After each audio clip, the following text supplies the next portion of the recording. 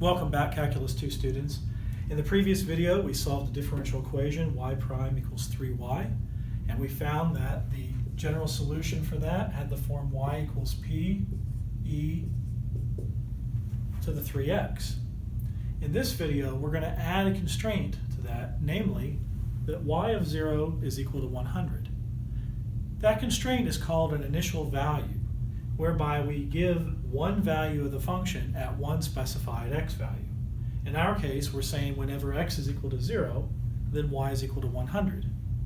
Whenever you add an initial value to a differential equation, we call that an initial value problem. So having previously found the solution to the differential equation, the separable differential equation, we now can plug in a 0 everywhere we see x, and then get out a y of 100. And since e to the 0 is 1, we can now find that p is equal to 100.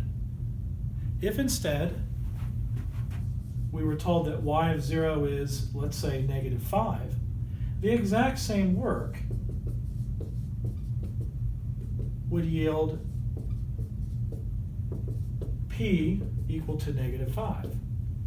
And so the plus or minus that we weren't sure about in the previous video is handled by the initial value, where also you get the magnitude of that constant p.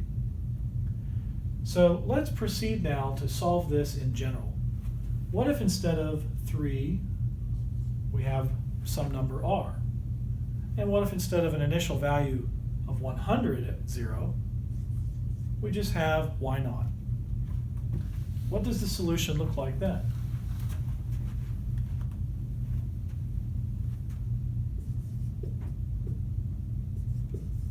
We can just proceed in exactly the same manner as before.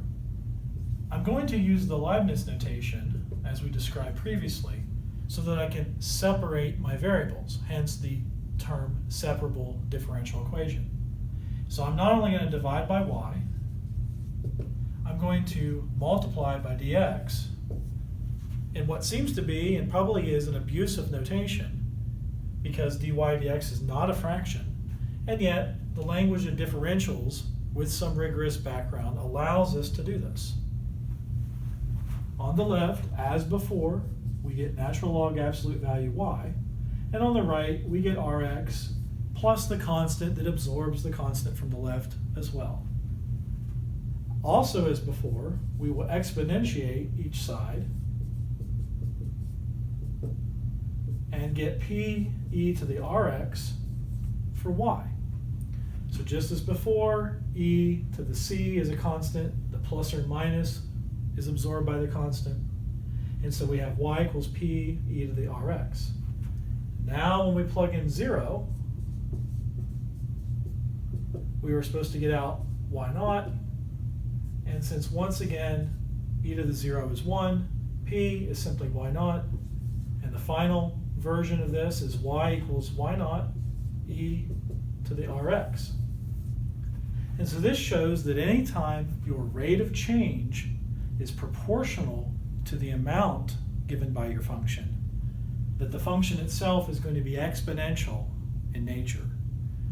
Now, given the spread of viruses and bacteria growth and general population dynamics, exponential models are used widely to describe this precisely because the rate of change is proportional to the amount at the given time.